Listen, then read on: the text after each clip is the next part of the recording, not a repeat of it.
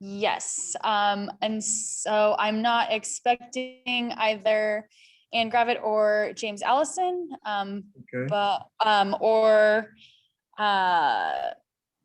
Early. yes, Counselor Craddock. Okay. And let's see, Hong's coming in. Bob Salinger, Lori Stegman, Corky Collier, I'm here. Dave Ritma, Here. Eric Mueller, Here. Eric Molander, Here. John Niama, Here. John L. Bell, Mary Helen Kincaid, Here. Michael Jordan, I'm here. Paul Lumley, Steve Fancher, Here. Tanny Stephenson, Here. and Tony DeFalco.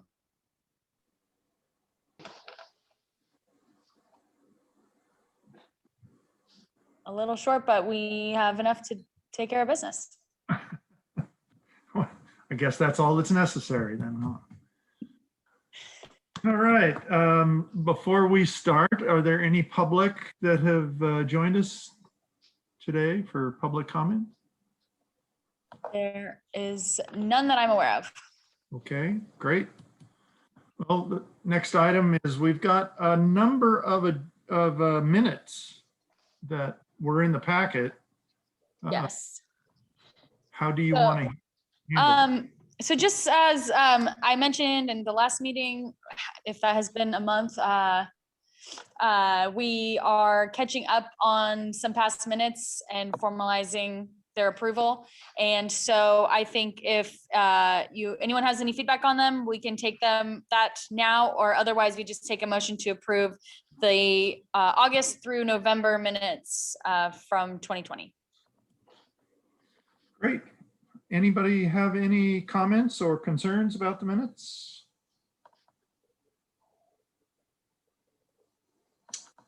So Chair to entertain a motion to approve the minutes as presented. I'll move we approve the minutes as presented from August through November.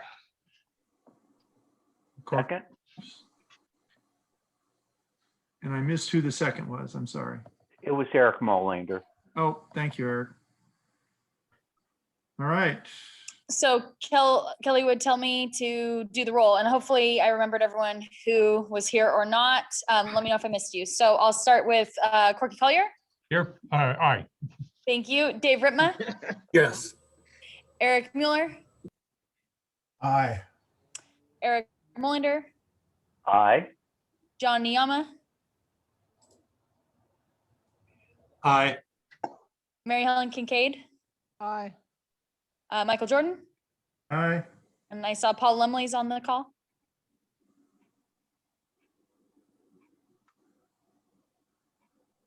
Paul, are you there? Yes, All right, I'm here. Aye. thank you. Steve Fancher Aye. and Tanny Stephenson. Aye. Great, thank you. Thank you, Emily. And I think the next thing on the agenda is Casey Short. Talk to us about TSCC. Thank you, Mr. Chair. I just wanted to take a couple of minutes and walk through the protocols for getting the budget finally adopted, starting with what we've already done. You appointed the budget officer, that's me.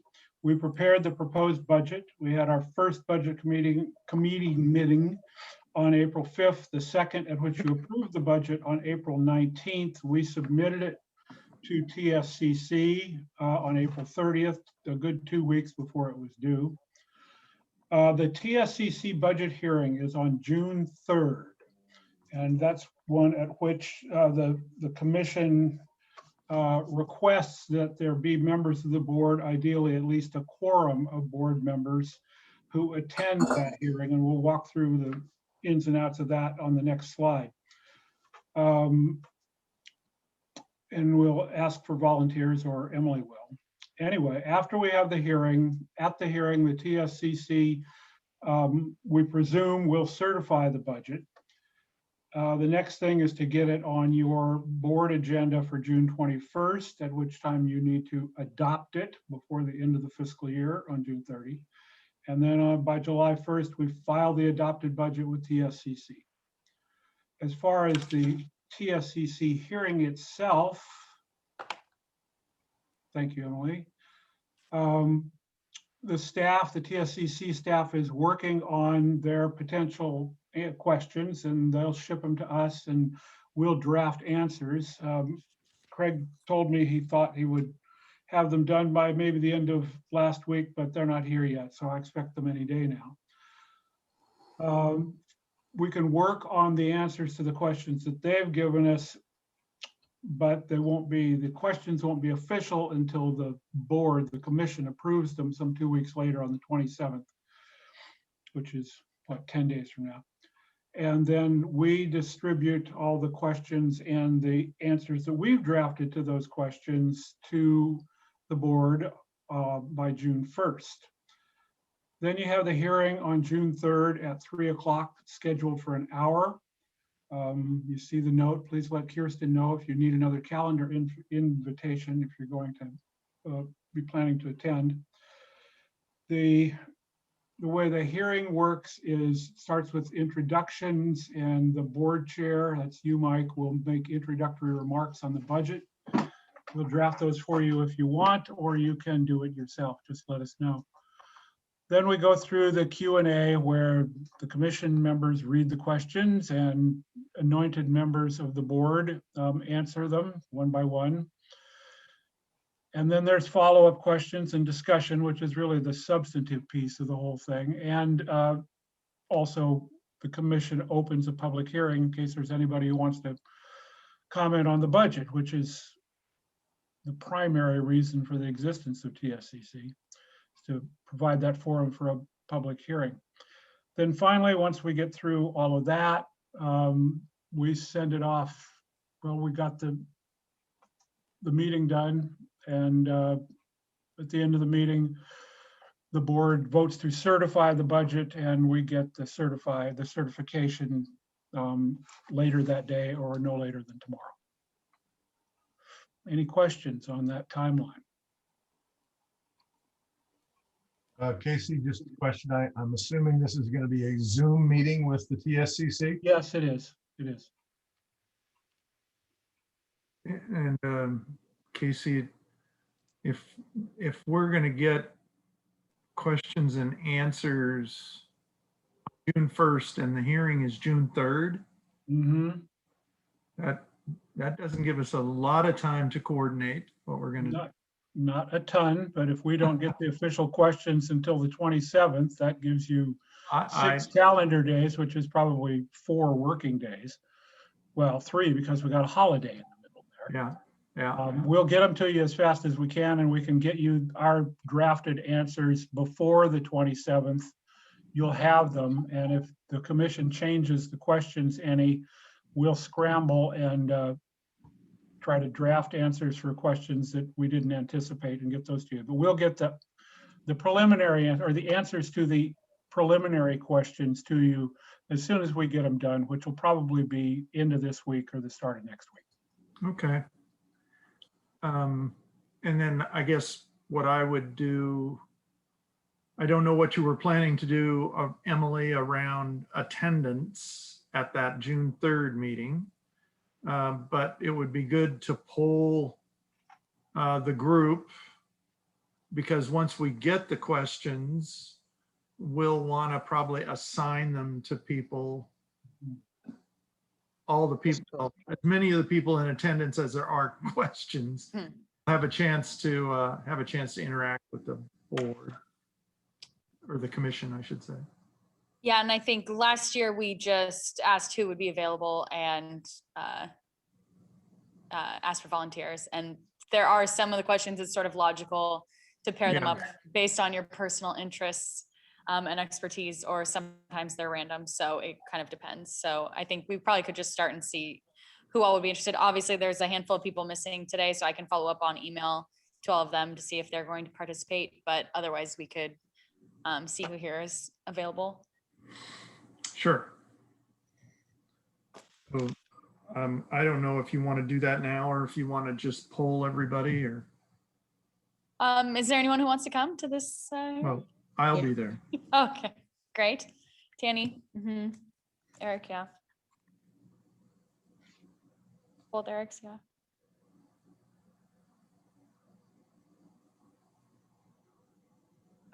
So I'll just follow up via email also, and we can start making a plan. But as Casey said, there's not really a requirement, but it's helpful to have a quorum of the board just to make sure we look like we're on top of things. I think Shirley participated last year as well. Yeah. So I'll follow up via email, but I have notes of who's the brave volunteers so far. So you can just expect some follow-up from me on this, and I'll firm up the details and the plan for that day. Great. Anything else, Casey, on this? No, sir. Are there any questions or anything from anybody for Casey? If not, we'll move on to Nick and financial policies. Welcome, Nick. Thank you, Mr. Board Chair. Hello. So see, Emily, if you wanted to pull up Exhibit A, I'll just kind of walk through it real quick. So we, in your package is a resolution, and attached to the resolution is the proposed financial policies. You saw a draft a couple months ago that Casey was kind enough to write for us. Let me fix my screen for a second. So it's pretty straightforward. This financial policy is at the 10,000 foot level. We try not to get too into the weeds on the financial policy, but give an overview of some of our finances. So I'll just walk through it real quick. So first, the first section gives the objectives of why we have financial policies. And basically is to ensure that our financial systems operate in accordance with generally accepted auditing standards, and it's just good practice. So to write these financial policies, I took what Casey did a few months ago, reviewed the financial policies from the Special District Association of Oregon, and added a couple of my own to come up with what we have here. So it's similar to what you saw before. The next section is long-term financial planning. Arrow down a little bit, Ellen. You see this? Oh. I guess it's on my screen, but I can't tell what's on yours. Oh, I'm sorry. I was confused. Thank you. The long-term financial, I had my own up there. I was looking at mine instead of yours. I apologize. I'm not very good at tech. So it says that we will create a 5-year financial plan. We'll start on that next year. For internal controls, I added a bit to this section. The basic purpose of internal controls is segregation of duties. Starting next year, I'll work on some financial controls, and they're basically meant to say that inside of our internal practices, no one person can do too much of any one operation, such as handling cash, to try to prevent the opportunities for misstatement or theft. So we're going to try to have, as much as we can, proper segregation of duties. We'll do annual budgeting, of course, in accordance with budget law. We added the requirement that at least once a quarter, I'll report to you all how we're doing on actuals versus budget. And so we'll try to have the board be involved in that a little bit. We will continue an annual audit of our books, as all of our districts currently do. I added a little bit to investments. Any idle cash we have, which is cash in the bank that we don't need this year, we invest in the local government investment pool, or I added a section, or other investments as approved by the board. My hope there is long-term, probably next year, I'll add a board policy to allow us to invest in other types of federal securities that make a little bit more interest, is what I've done in the past. Debt management is similar to what it said. We'll borrow money if we have to, and we'll ensure all the rules are met. Plus, we will consult with any appropriate internal and external financial advisors. The procurement section says, of course, we'll follow state rules and the Oregon Public Contracting Code that you're all familiar with. And I added a last section for signature authority, saying that the board, and you already do this, I want to put it in the policy, the board will adopt policies to delegate the signature authority for contracts and checks that will start on. I think you'll see that next month is the first time. So that's a quick overview of our policies, and I'm open for any questions. Any questions regarding the policy?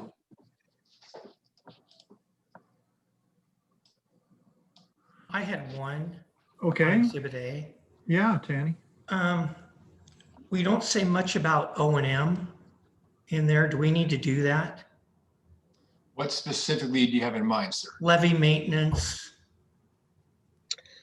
construction projects, those types of things? No, this one, Peggy, you can add this if you want, Peggy, but this is more about the control of the finances directly, things that as the CFO I would worry about. There's many things the district does in, say, in operations, bills department that wouldn't, they're very important, but they're not part of our financial policies. Well, and they're not part of the Urban Flood Safety Water Quality District at this point in time. The Urban Flood Safety Water Quality District funding is for the administrative and setting up the policies, setting up the revenue, setting up the government foundation, and currently does no operations and maintenance. That function still remains within the hands of the districts. Okay. Thanks. Plus the financial parts are clearly the most interesting. So those are what I focus on. Spoken like a true finance guy. Other questions? Seeing or hearing none, I should say, I would entertain a motion regarding resolution 2021-0501. Mr. Chairman, I move the approval of resolution number 2021-0501 of the Urban Flood Safety and Water Quality District, of resolution adopting financial policies for the district. Thank you, Eric. I'll second that. And Corky seconded. Any other questions or comments? Here, audio. Yeah. Okay, Emily. All There you right. go. So, Corky Collier, Aye. Dave Ritma, Yes. Eric Mueller, Aye. Eric Molander, Yes. John Niama, Aye. Mary Helen Kincaid, Yes. Michael Jordan, Yes. Paul Lumley, Yes, I'd like to take this opportunity to let you know I need to leave at 4 o'clock. Sorry, I should have mentioned that earlier, but the answer is yes. hi, welcome and thank you. Steve Fancher Aye. and Tanny Stephenson. Yes. Great. Mr. Chair, Yes, Corky. no, it's Eric Mueller. Oh, I'm sorry. Sorry, Eric. I don't know, I may have missed the meeting, but I guess I was hoping that there might be some introduction of Nick, because I guess have read he was coming, and this is the first I've not heard of him, but seen him. No, that's a great catch, Eric. Thank you. Peggotty, you want to make it? Yes.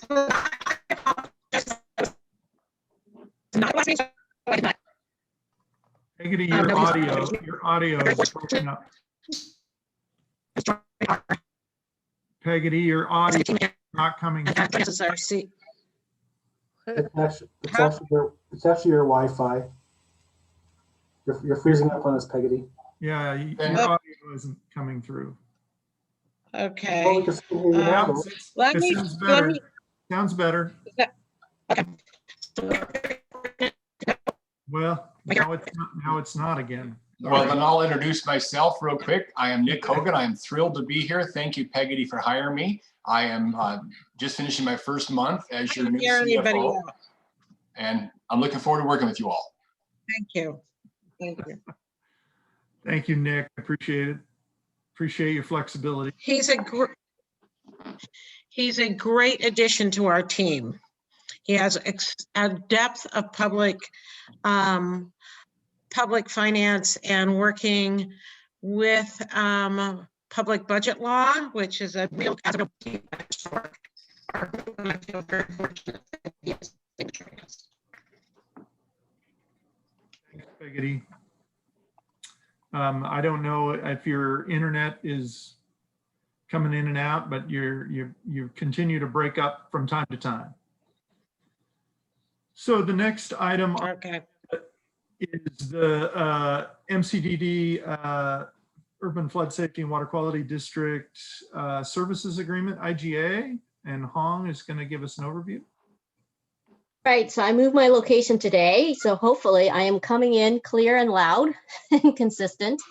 And I also would like to say that I'm also excited for Nick to join our team, given the extensive experience he has in public finance, public debt, municipal bonds, and all that great stuff that this district will be taking on. So you are in good financial hands. So I'm here to talk to you today about an issue that we had sort of laid the seed for you a few months ago with respect to the work that that gets done for the urban flood for the urban district, this district here. As you know, we MCDD is the only drainage district that has staff. Emily, if you can jump to the next slide and just fill it in for me, that would be great. Okay. This is a super peggedy slide that I stole from, and it's animated, and I just that's just way too much for me, but go ahead and fill it all in. All right, perfect. So as you can see from this, and for those who are not familiar with the drainage district work, MCDD is the only district with staff and a lot of equipment and infrastructure to provide the drainage work. So through that, since 1997, MCDD has provided administrative and operational support for the sister districts, which are, I would call them the sister districts. They are Penn 1, Penn 2, SDIC there on your right. And you could see the big black line that shows you we provide that service through an intergovernment service agreement, to the extent that we have those board members who are also represented on this board. You know that each year we come to you and renew that service agreement with rate changes. Because of the nature of water, and it doesn't appreciate political jurisdiction and boundaries. Really, when we operate the levee and the pump stations and the drainage ways, it's all just effectively one system to some extent. And so for the work that benefit all 4 districts, and at one time, there is a belief that we could create a 5th entity called the joint contracting entity to serve all 4 districts, all 4 drainage districts, on projects that have common interest and for efficiency purposes. For example, multi-district contract engineering projects, or the feasibility work, or in this case, servicing the urban flood, the urban district through the grant that the state legislature gave you all a couple years ago. So in order to provide the work for the urban flood safety water quality district, we contracted with the JCA, but it's really the MCDD staff providing work to you all for that. And it's missing a line actually between the joint contracting authority. Thank you, there it is. So that green line there connecting the urban district and the JCA was a contract you all entered into about a year ago for our staff to provide you this work. Now, we are coming to what I believe, or on paper, the end of the grant. That Can I interrupt just a minute, Hong? Sure. I just wanted to add one thing to help support the next statement you're going to make, which is that joint contracting authority was the entity that the $500,000 grant from Business Oregon, that's where it sat, and that's where it was maintained on behalf. It was always understood that 500,000 would be used to support the establishment of the Urban Flood Safety Water Quality District. So I just wanted to, that was one of the reasons this whole piece was put together, because that joint contracting authority has been the holder of those dollars.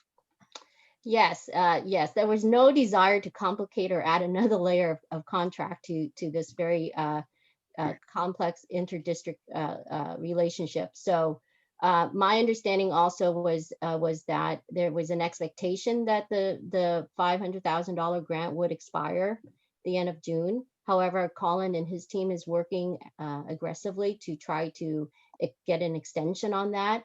But I'm hopeful that we will get it. But in the absence of not having that, we may not have that money, and so we need to have some form to provide services to you in the absence of that funding.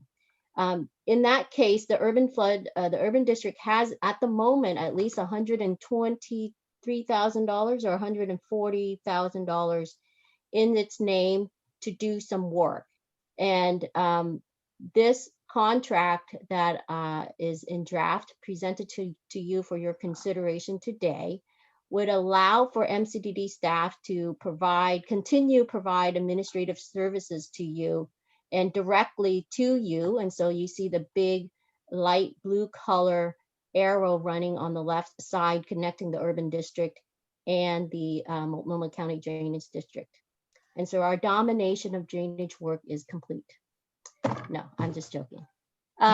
So with this, it would allow for us to do the work, bill you as we would with all the other sister agent districts we have been doing in the last 20 years or so.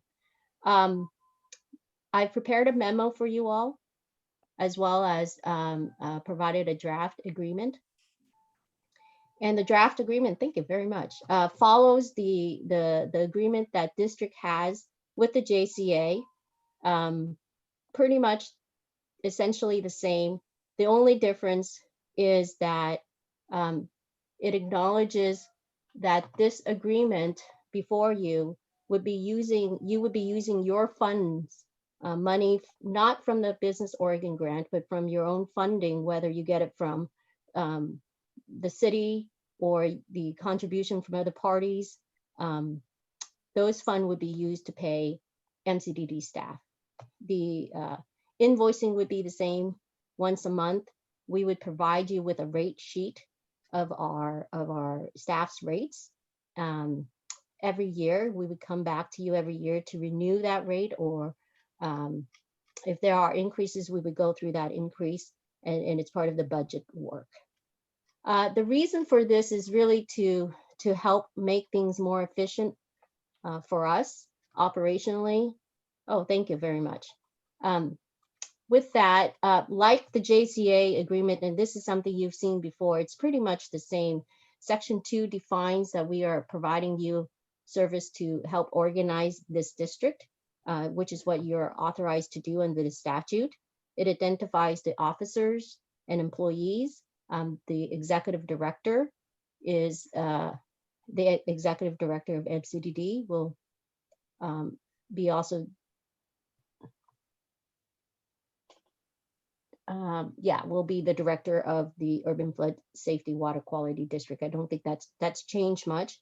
Common interest between the two districts in terms of seeing the need to have this urban district set up in its initial phase with success. There's mutual indemnification both from each district. We would be indemnifying each other for our own negligence that we may cause.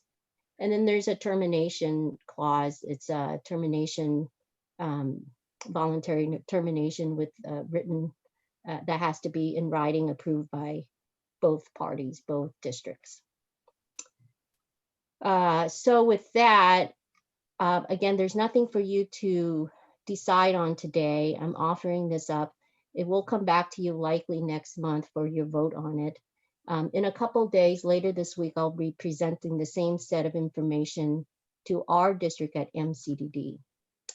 In terms of the rates, I don't know, Peggy, if you want to talk about the staff rates and what the charges are and the difference between this and the JCA. The rates are, yeah, I can address this. Yes, please. In the past, we had, in the first year of operations, staff just charged the, against the grant, just their salaries against the grant and the monies. And we've discussed this. I know I've brought it up a couple different times, that now that there is funding available for the new district, that and in consideration that not being charged any overheads means there's a heavier burden on the districts themselves, that we will charge not only our assumed rates, but also our overheads, the same overheads that we charge Penn 1, Penn 2, and SDIC, to cover our building and other costs associated with supporting your operation. So you'll see that the rate we are going to propose will include an overhead that you wouldn't otherwise see in the JCA. And I don't have what the percentage difference is. Maybe Casey knows, but that will all be presented to you next week. So with that, I'll open it up for any questions. I have a Any question.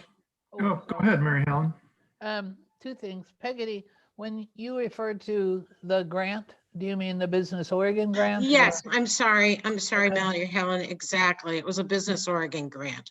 Okay. The 500,000.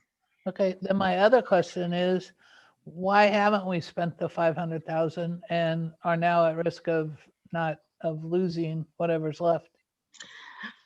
The first response is that, if you recall, about this time last year, we're in the very throes of COVID, and the state of Oregon was going through special sessions to determine if there was enough money to cover everything that they had committed. And their first priority was taking care of wildfires and COVID and a bunch of other issues. We were not even sure we had these funds. There was a concern, and I believe we talked to this board about it, and with the budget shortfall committee, that there could have been a clawback. So we were very cautious about how quick, tapping into that. We had tapped into it a little bit before the board was formed, but that kept us being very cautious and conservative for the first 3 to 4 months. And in addition, it always takes time to start ramping up. And we have billed accordingly, but we have not ramped up as quickly. I will say this, conversations with Business Oregon indicates a very high probability that those dollars will be carried over, but you never know until the end of the legislative session whether somebody comes in and takes those dollars. But we have been assured, we have just been told there's a high probability those dollars will be carried over at this point in time. So just for my own curiosity, when you say somebody comes in and takes it out, Tina Kotek, I'm just guessing that Tina Kotek and Lou Frederick are well aware of the need for these dollars. Correct, they are. Okay. We have made it very clear how important they are. But again, I'm not going to say it's a slam dunk. That would be that. If Business Oregon won't say it's a slam dunk, you aren't going to find me saying it's a slam dunk. No, I fully understand, and they've been, the state has had to do this in a number of other financial dealings. So like grants and other grants that I've been involved with. So I haven't seen them not give people their money. It's just they don't want to give people their money in case something happens tomorrow. I will say one thing in response, Mary Helen, that I should have started this conversation with, is that when we sat down with Business Oregon and with Speaker Kotek's office, they have been extremely impressed with what has been accomplished, the amount of work that's been accomplished this year. So that's another reason we are not the only ones that are not able to spend all their money because of the same force majeure that everyone else was facing this last summer. But they are very excited at what we are getting done and want to continue to support it. Okay, thanks. Any other questions at this time? Yes, I'd like to get into a little bit more about that generalized overhead rate. So first of all, can anyone define what that is in either percentage or dollar terms? It's the percentage, and Casey, you might be the better person, but I'm going from my memory that it's about 27% or 27.8%. Is that correct, Casey?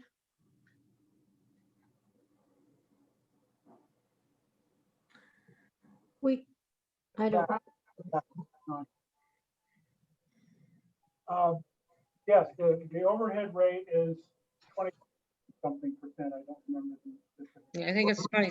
I think it's 27.8, and it's applied to all of the hours on a rate on, like, if I'm paid $10 an hour, there would be a 27% markup on that, and that 27% is overhead. Right, and so how was that 27.8% determined? That one, go ahead. That's me.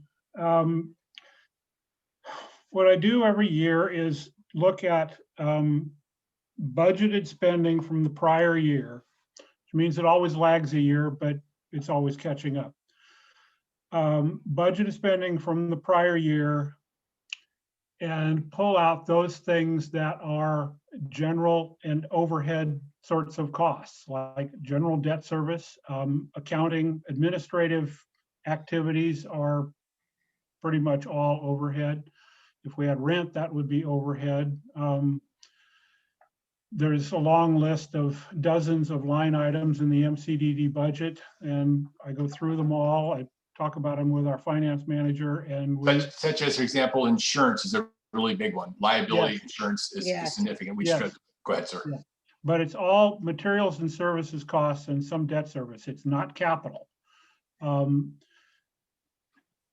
So it's added on as a percentage of the total expenditures in MCDD, budgeted expenditures in MCDD. So about a quarter of those expenditures that MCDD has are overhead costs. A quarter of the materials and services expenditures are about 27% of the total materials and services costs, not directly going for projects or for maintenance or those sorts of things.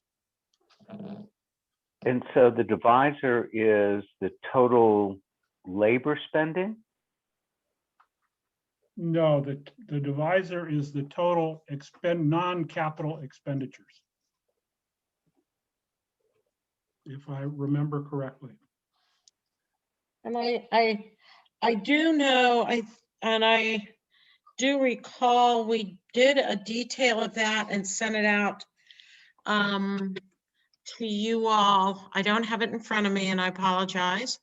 To you all when we went through the first budget review in May or March, when we did a memo, Casey. Mm-hmm. But I don't have it directly in front of me. I don't know. We would be glad, Eric, this is Nick Hogan. We would be glad to bring next month a simplified illustration of the calculation, if you wish. Yeah, so the point that I'm trying to get to is understanding how much of this is for of the overhead is for activities that are driven by the Urban Flood Safety and Water Quality District, or just another way to spread the peanut butter. So to the extent that what is done is you get $100 for overhead expenses, but you have no incremental overhead costs, then MCDD's bank account would go up by $100.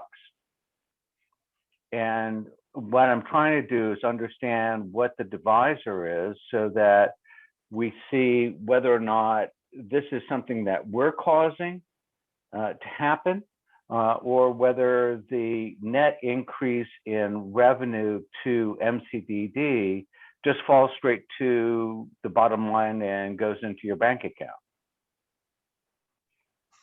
Well, it helps pay for real cost. I would love to bring next month an illustration because I think it'll be easier, but it pays for, as you know, a section of real cost. When I worked at school districts, we all had indirect cost. Every grant I ran, we charged a certain indirect to, and it covers audit, insurance, pieces not directly related to the actual labor being done. But so most entities have an indirect.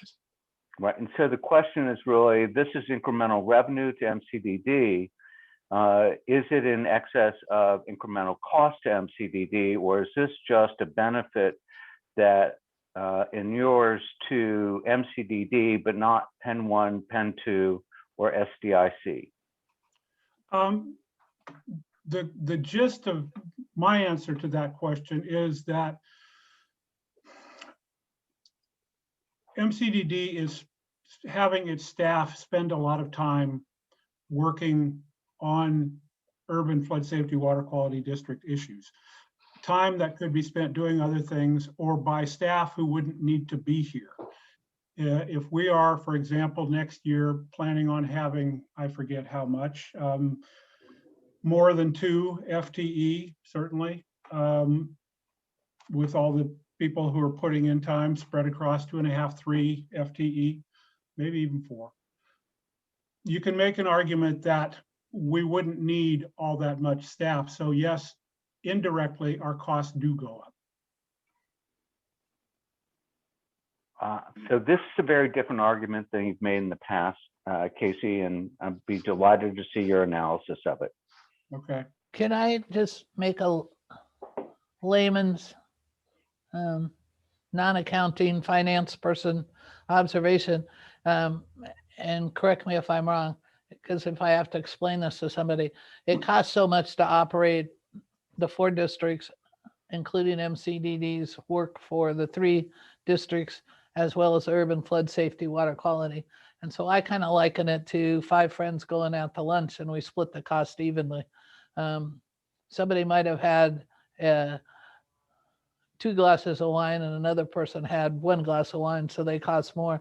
But to track this would cost even more time per hour that they spend MCDD, or do they spend more time that day on Penn 2? I have worked on a number of foundation grants where administrative costs are flat 5%, regardless of whether you spend 2 hours or 10 hours. You get 5% of what the grant is. So I'm kind of trying to figure this out in simple terms and not high level financial terms. And I understand Eric's concern. If it's spread further, like spread the peanut butter, then somebody's getting more peanut butter and somebody's getting less. But is that kind of a good analogy, or I'll just be quiet and wait till next month? So I appreciate that the staff is going to bring forward an explanation of overheads and how they're calculated for next month. And hopefully that will answer folks' question about how we're getting charged overheads on the expenses. And you'll get a packet before the meeting, which I'm hoping that explanation will be in, so that if you have specific questions about the explanation, you can get a hold of Nick or Casey before the meeting. And hopefully we'll be able to have everybody satisfied with that explanation. Does that sound okay? Thank you. You bet. Any other questions? I've got a couple minutes and then we're gonna have to move on to the next item. Mr. Chair, I had one. Okay, Tanny. Maybe for Hong. What if we were ever in a situation where MCDD and urban flood safety weren't aligned on a particular issue? How would that work?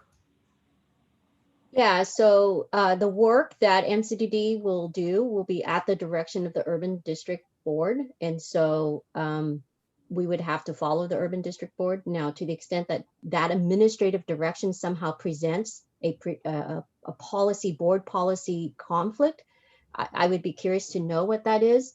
And therefore, I guess the ED would direct our staff not to do it. In that case, you would have to find somebody else to service you.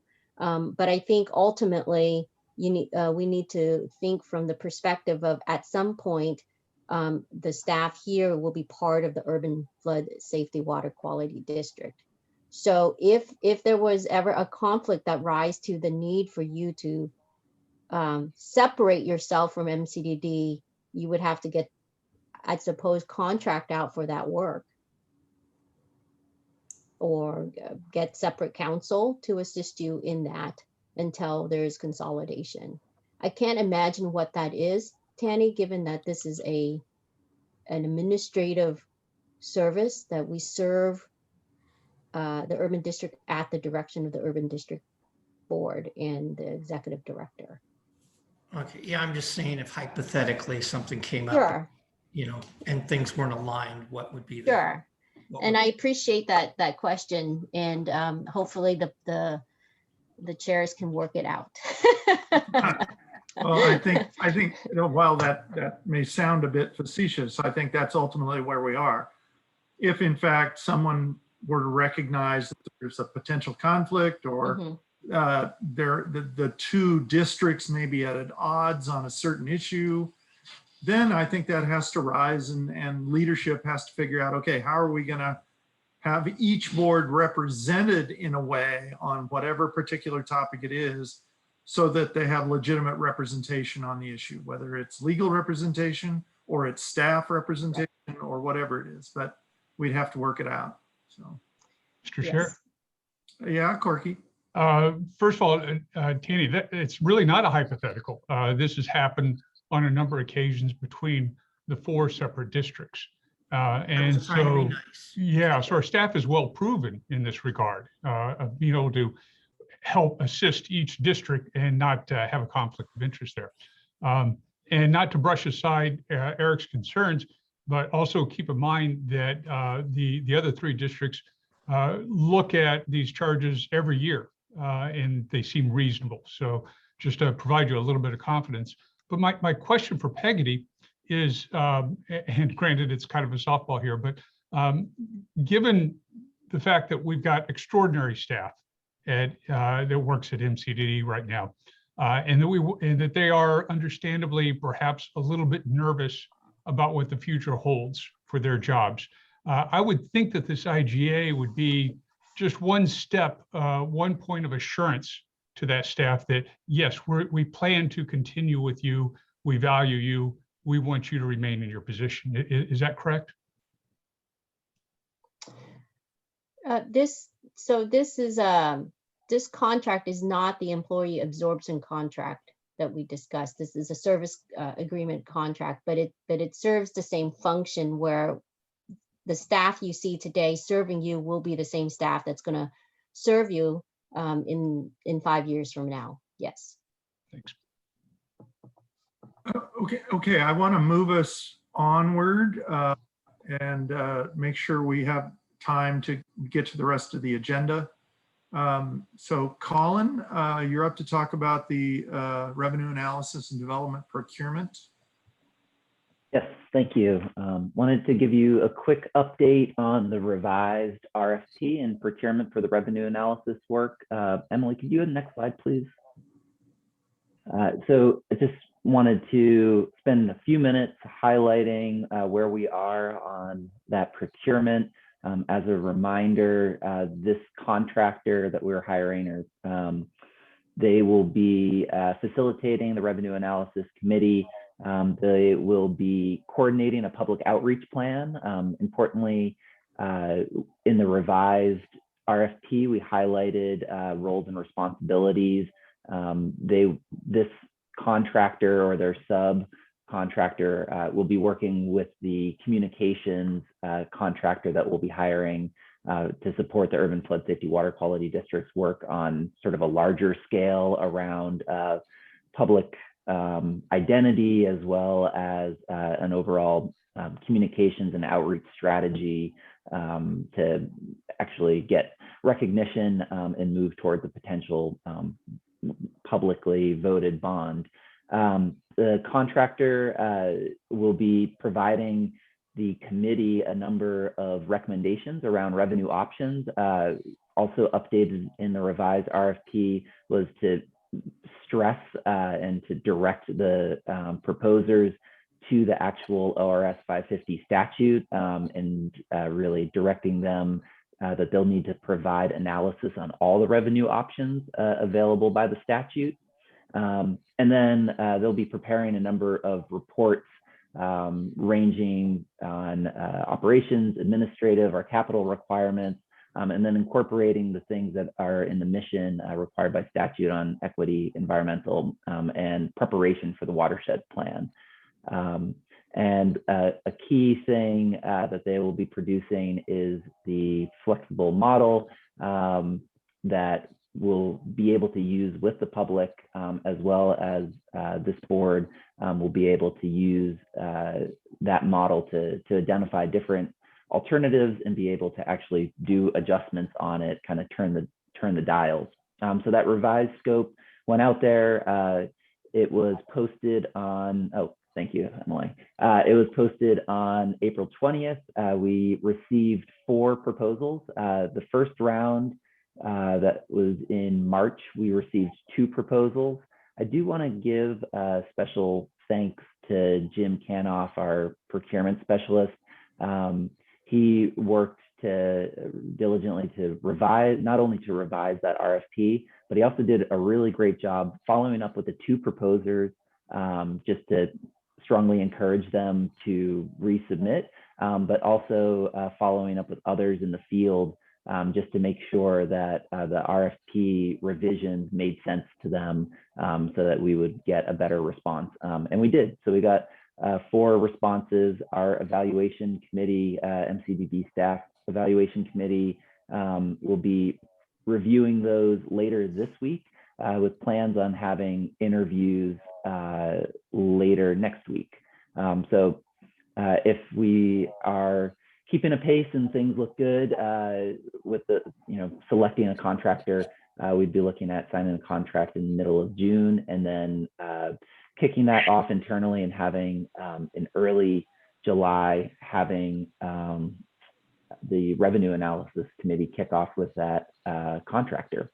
So I also want to kind of echo what you heard from Peggotty and Hong, being very glad that Nick has joined us. Nick will be playing a strong role in this process and will be responsible for a lot of the technical elements related to working with the contractor, getting all the technical and financial details in there. So even in the short amount of time that I've been working with him, he's been asking some really great questions and has done a deep dive review of the statute and what's possible. So very excited for that. And then I think probably the biggest piece that attracted a few additional proposers is that we extended the timeline for project completion out an additional year and had additional tasks that were required, but we also commensurately increased the total budget to $250,000, which given the work that we're asking of them, the number of meetings and subsequent review and refinement that will be needed, we think is a much more appropriate figure for the project. So with that, I will take any questions on where we are with this. Questions for Colin? Okay, thank you, Colin. Evan, I think you have the next 2 topics. Actually, I think Colin does, because Evan is not here. Oh, well. She is not here. Hopefully it's just this subcommittee update, but I'll totally wing it if there's one additional one. It's the legislative update. Oh, I can touch on that as well. Okay. So for the Mission Vision Value Subcommittee update, the Coraggio group who's been engaged to do this work, along with a huge lift by Evan, who's been doing excellent work on this, has really been plowing through a ton of work. And so far, basically in the past month, they have completed almost all of the engagement activities that were laid out in this contract. So that includes about 20 stakeholder interviews. Those stakeholder interviews were largely focused on people whose voices haven't historically been heard in these types of processes, and especially processes around the managed floodplain. So that includes some community-based organizations, some tribal representatives, social equity groups, a few Vanport survivors, and owners of minority-owned businesses. There's also been 3 focus groups, one which was MCDD staff, and another one which is MCDD managers, and then an environmental group that's been brought in that haven't been part of these conversations before. There's also been a survey, which I believe all board members have received, and that actually, for something that's a little bit niche, has gotten a really good response with over 135 responses to that survey. So the next steps are further incorporation of this information by Coraggio Group and staff, and that results in what Coraggio Group brands a insight report that sort of is a really good starting point for your board subcommittee to have discussions on. The other thing that took place earlier this month was a meeting that basically brought people from the subcommittee together to discuss equity terms and to come to some consensus on how those terms would be used and incorporated. So the subcommittee was a part of that. After that insight report comes in the first week of June, the committee will be tasked with a pretty heavy workload, which is looking to schedule about 4 meetings in June and July. So every couple of weeks, the committee will be meeting. You'll see invites coming out from Evan later this week. So yeah, it's moving along well. The goal is to actually have these mission, vision, value document ready for bringing to the full board in late July. Are there any questions? And if I can't answer them, I'll be able to get them to Evan, who can follow up. Okay, legislative updates. Sure. So we have checked in on a number of things in the past on this legislative update, but the 2 big things related to this board, I guess 3 things, are the $2 million ask for some operations funding for the Urban Flood Safety Water Quality District Board. That is moving along well. The path that has been taken is a letter signed by the various representatives in Multnomah County. And so I believe 16 legislators have signed on to that letter, basically encouraging that $2 million to be sent to the Urban Flood Safety Water Quality District Board. That is, so that again, I think Evan has noted this before, that we won't learn too much about that until the very end of session, but we know that that is moving forward, and Mark Landauer, our lobbyist, has been helping have conversations about that, as well as a lot of the different regional agencies, cities, county, and metro. So I do want to, and the Port of Portland. So I do want to thank the different government affairs players that have been able to have meetings and have this on the legislative agendas of your different organizations. So that has been a huge help in advancing this request.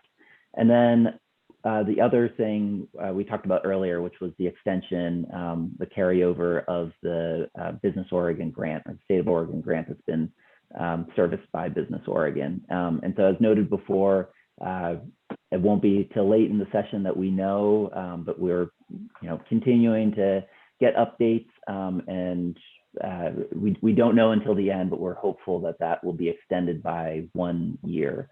And then the third thing is that we have in a request to create the Infrastructure Finance Authority loan program already has a levy subaccount, which is a loan program, but has a set aside just for levy projects, mostly for certification and planning studies around that.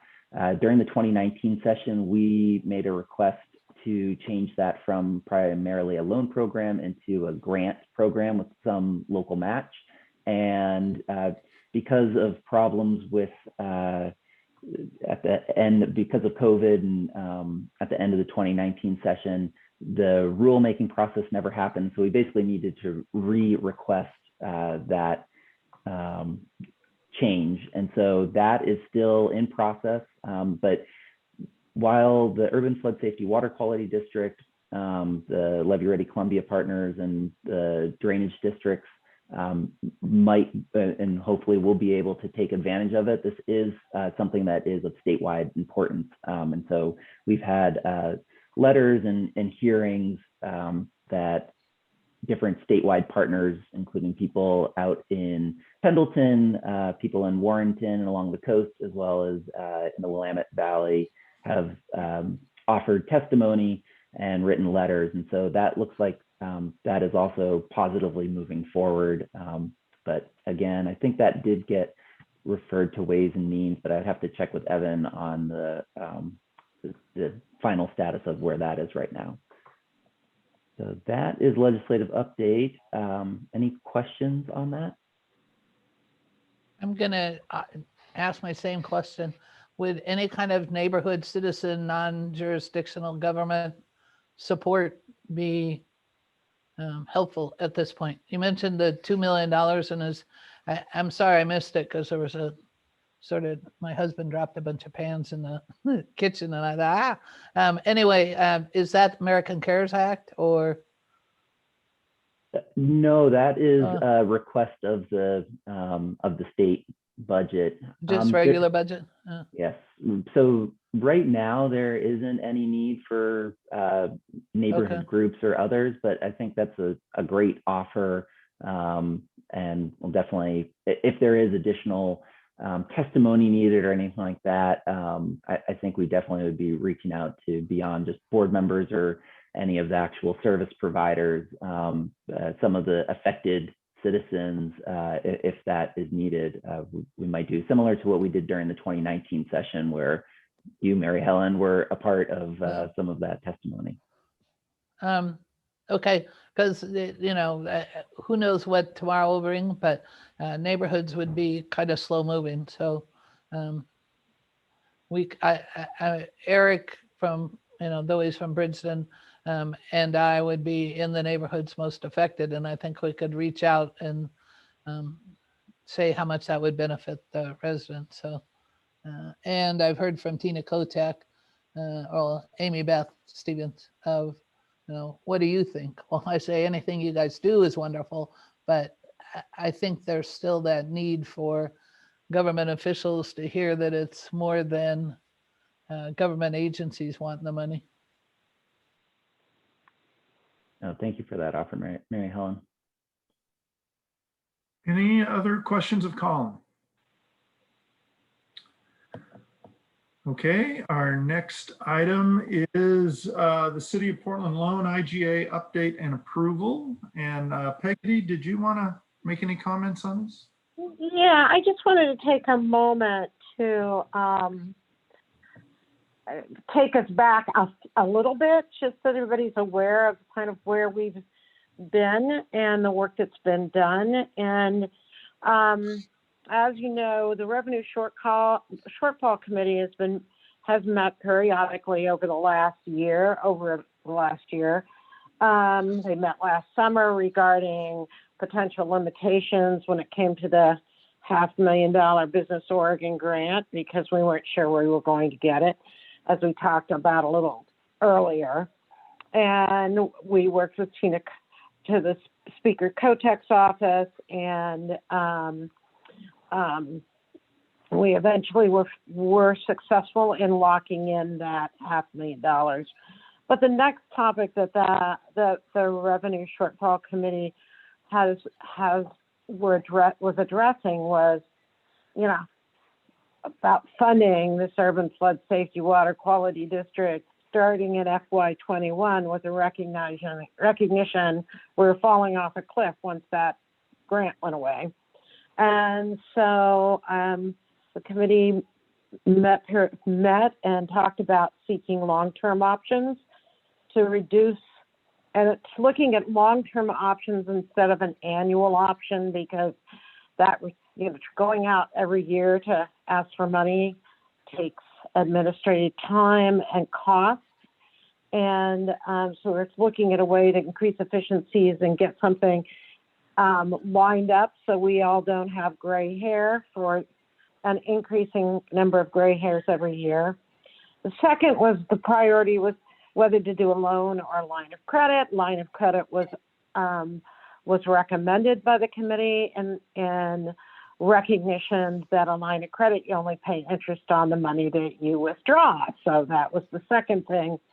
And then the third was, okay, do we try, do you go through a commercial process, through commercial lenders, or through our partners? And our first priority was to work with our partners.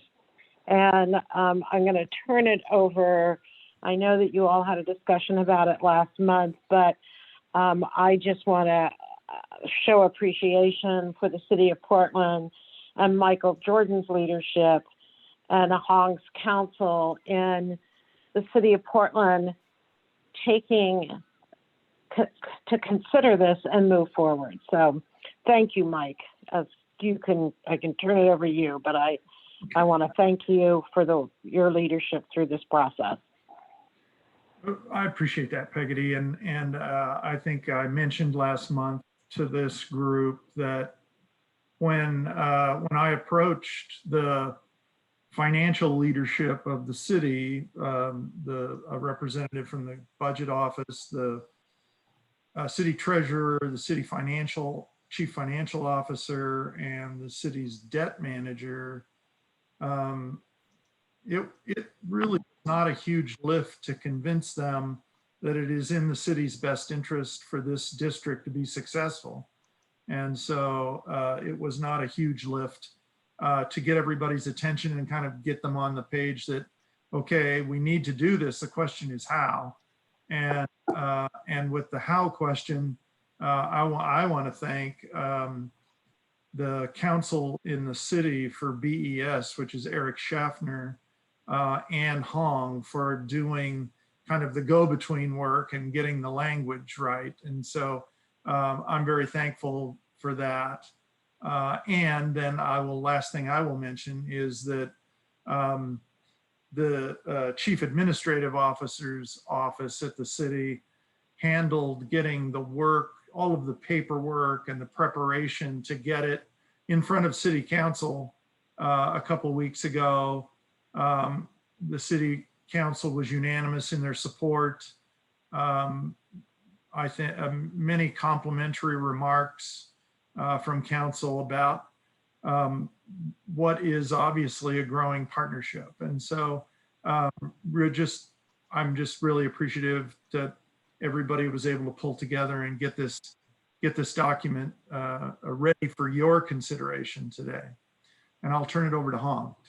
Yes, thank you, Mike. And certainly, Mike, I think you played a very critical role in helping the schedule move so quickly, so much so that, in fact, last month when I talked to you, I had presented to you a set of agreed upon draft terms of the loan, and you had authorized us to actually negotiate and execute based on that term and the form of that contract at the time. Realizing though that was in executive session, and since then there were some minor changes to the language I had, and that's shown for you on the memo. So minor, it's very insignificant. But I thought I would take this opportunity to bring the issue and present it in public, and ask for your formal approval since and have a resolution to that effect. So there is a memo and a form resolution that is presented for you. Again, this is just to seek a formal approval and have a written record of this loan agreement. In part, our finance team would really appreciate having it. So this is just a formality. Thank you, Hong. And so with that, you've got the memo and the draft in the packet. Are there any questions of Hong or me or anyone regarding the IGA? Hong, if you would, do we need to have a reserve of cash to make the payments beginning on 6/1/2027? Many times with these agreements, you almost have to have the money in the bank a year before the payment is due. That's the beauty of having the City of Portland as your creditor, Eric. They didn't have that requirement in the loan, but I agree with you that many other loan agreements require some reserve. That's not the case. Thank you very much. Any other questions or comments? Okay, seeing none, I would entertain a motion regarding resolution 2021-0502. Mr. Chair, Yes, Tanny. I move approve resolution R 2021-05-02 authorizing a loan agreement with the City of Portland. I'll second. And Mary Helen is seconded. Any other comments or questions before we vote? Seeing none, or excuse me, is it? It's time, my turn. All right, I saw that Bob joined the call, so I'll start with him. Bob Salinger. Yes, I wrote yes. Corky Collier. Aye. Dave Ritma. Yes. Eric Mueller. Yes. Eric Molander. Yes. John Niyama. Yes. Mary Helen Kincaid. Oh, yes. Michael Jordan. Aye. Steve Fancher. Yes. And Tanny Stephenson. Yes. Thank you, Emily. And thank you all. It's I think a huge step for the district to put us on at least some certainty starting July 1. So I'm very confident, as you heard from Colin, that that we're going to get some positive response from the legislature, but always nice to have a plan B. Thank you. Really appreciate all the help, appreciate the subcommittee's work through the last year, as Peggy mentioned. With that, I'm going to ask again, Emily, did any member of the public come in while we were having our meeting? Not that I am aware of, no. Okay, great. With that, I think it's Peggy, the director's update. Well, it's a little bittersweet, but I will say this is my last Urban Flood Safety Water Quality District meeting. And I want to thank you all for the opportunity to work with you to set up this new government entity. I am very blessed to have worked with such an incredible group of people. A board of directors that is focused and wanting to take this on and accept the challenge to help create a really strong foundation that you're looking for as we move forward. I haven't gotten out of we yet, but I'll get out of that terminology soon. And I also want to thank an incredible staff that is so focused, dedicated, and tenacious. You will never find, in my 40 some years of being a professional I have never been so fortunate, and it's been an honor to serve in this role. And I will think of you often as I ride into the to the hills of New Mexico. But I also want to say that you will be in very good hands. Jim Middaugh has been selected, as you all know, as the new executive director. He starts on June 1, and he and I are already starting to work. He was going to attend today, but he needs a little bit of a break before he gets started, and I fully respect that. But he and I will be meeting this week to start talking and laying out the strategy. I've made the commitment to Mike, and I'm making the commitment to the board and all the other boards that I work for of helping to prepare a document in which he can kind of use as his little reference. He's going to make his own decisions and he's going to pave his own path, but I kind of look at it as he spins the plates that have machetes and scalpels and buzzsaws to at least let him know which plates are which as he moves forward. And so he also will be meeting with Mike Jordan in the next, once he gets started, because he does want to kind of understand how to work with the boards and understand this particular board. So with that, I will be attending the TSSC meeting on June 3rd, but so will your real executive director. I will be, what do they call it? Emeritus? Emeritus. Yes. Emeritus. Emeritus. Yeah.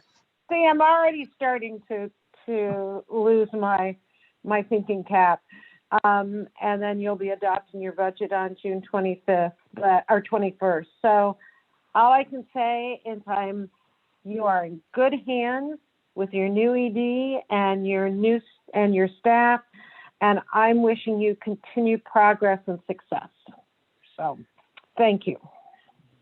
Thank you, Peggotty. I won't pretend to speak for anybody on the board. I'll just speak for myself. Having sat in your chair quite often with elected and appointed boards, and you've accomplished, I think, the impossible. You mentioned it briefly, but I will just reinforce how impressed Speaker Kotek was with the amount of work that's been done in the last year for this board. And what she didn't mention, but I know she knows, is all the work that you've accomplished for all the other boards and moving forward with what has really been virtually a seamless piece of work for the last year and a half. And I don't know of anybody who could have pulled it off more smoothly than you have. So I'm incredibly grateful to you and obviously the staff for helping this board get up and running in the last year. It's been incredible, and wish you all the best and all the luck in the world. Thank you. I appreciate that. And I invite anybody else who might want to make a comment here. I'd like to make a comment because I came into, I actually remember Peggotty's first meeting, and I was thinking, holy cow, why did this woman want to take this job? And she's guided the staff. The staff, as she said, is very talented. That helps it make it a little easier. But you've also related to the public and responded to numerous requests from me of explaining things so that I can respond to my neighbors. And that's very important. And I think what you've accomplished with the wonderful staff is sometimes people don't leave their careers in the best of instances, but you're going out, in high style. And I'm envious of your new life in New Mexico, though I don't ride horses. There's a lot of beautiful sights in New Mexico. So enjoy. And thank you so much for making all of the people that are affected by flood safety and water quality's lives better. Thank you, Mary Helen. It's been a joy working with you as well.